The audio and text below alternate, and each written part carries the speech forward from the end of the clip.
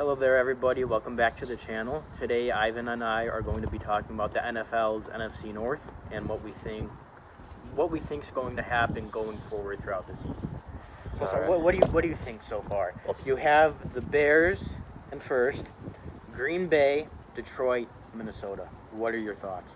Well, first off, I'm upset about the fact how the NFC North is always in the last couple of years, it's always been such a A gauntlet. yes, exactly. And you know, it's funny because I remember you look at these teams and you're like, why does it have to be that when the Bears are like actually good, they're also got to still be good? Detroit and Packers, and even the Vikings aren't awful. But you know what I mean? Like, I feel like they've been dealing with like a lot of stuff, like injuries and whatnot. But Where it stands, yes, the Bears are in first. Mhm. Yes, we're on a hot streak, but I don't think we'll finish in first. I have Detroit finishing in first, but Yeah, I yeah. do have the Bears in second. I think when this is all said and done, I do think that the Lions will be in first, Bears in second, Packers in third, and then Vikings in fourth. yeah, And yet, I Sorry. still think all four of these teams in our division can still have somewhat of a playoff chance. And yet, we beat the Vikings. And yet, I still think the Vikings can still make somewhat of a case for a wild card, depending on how the rest of the season goes. if 9 locks in. But yeah, I like what your head is at. I would go with Detroit ending up in first because like they just got more experience. Yeah, Do we really think that Caleb Williams, the second-year quarterback, can make it deep in a play? Like I don't know. Like can he finish out strong with the season? I hope so. He's improved, He has but there's improved. still so much yet. And There's that's a lot the of room thing. for improvement. Yeah. You could say what you want about Caleb's accuracy, and yet that still needs to be fixed. But his wide receivers have been dropping how many balls from him It's so annoying. the last couple or few weeks. Oh. That Viking game, DJ Moore, I think Rome dropped one, Luther dropped one. So annoying. I mean, what needs to be said?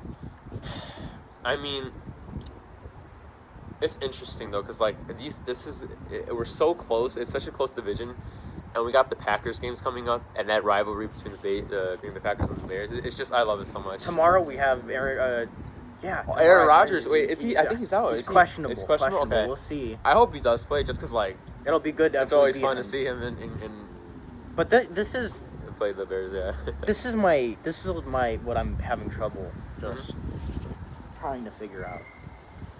We wanted coaching. We got the coaching. We did. When we didn't have the coaching, everyone was healthy. Now that we have the coaching, and Yeah, there's so yeah. many injuries. We have no starting linebackers going into this game. And it bugs me knowing that this team could do so well when everyone is playing. And that's the kicker of it, because I know if everyone is healthy, we'd actually have a pretty damn good chance to face anybody. We would. And I will die on that hill alone. And you know, that's just a part of the game, injuries. And it's like, can you still put up with the best of them when you're injured and you're like the underdog in this scenario? They've done that. And we have, and it's But it's just testament like to we've seen what this team can do when they're losing, when they're injured. But now I want to see what this team can do when everyone plays. honestly, I mean, hopefully everybody's back by the time playoffs begin, and I do believe we see the Bears in the playoffs. Finally, it's been so long. Have you seen have people seen the alliance between the Eagles and Bears, like, and just the fan bases? I love that. I love when the NFL community comes together, and it's just so funny seeing those two fan bases just align with one another. And when you have the Packers, also, they've been offensively struggling. Oh, I yeah, won't lie, but I still think they can compete. Uh. And Detroit, you had, I think, Dan Campbell calling plays. He's been all right with it. There's still room for improvement since obviously Ben Johnson is now with us. We'll see where that goes. The Vikings, injuries, coaching, JJ. Yeah. And yet I still think, they're a scrappy team. That O-line too hasn't been good. It's just, I still think the Vikings can still make like a wild card chase. It's just, if I am a Vikings fan, I just want to see what JJ can do with the rest of the season.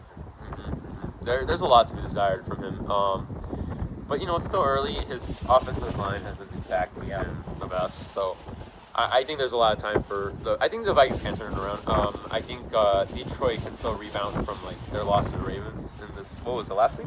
No, that was already been a while, yeah. But they've been struggling though. Yeah, and then Green Bay. I'm scared. I don't want to underestimate Green Bay. It always turns out when you underestimate them, they just come back hitting harder. These teams have had their ups and downs this season, but I am not just going to say, oh, we're just going to beat the Packers. Yeah, that's not as easy as because like I said, there is no team in the NFC where they're the best in the league. They're the best. They're going to win. I don't think there's a team in the NFC that thinks they're a juggernaut. Yeah, no, there isn't. We're just all really. Because I think we could scrap. I think we could scrap against the Eagles. That's what I think. I hope so.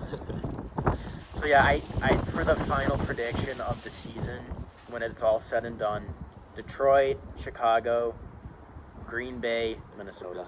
Okay, I like that. All right, you want to do that? Thank you all so much for watching. We really appreciate it. We hope everyone has a lovely day. Thank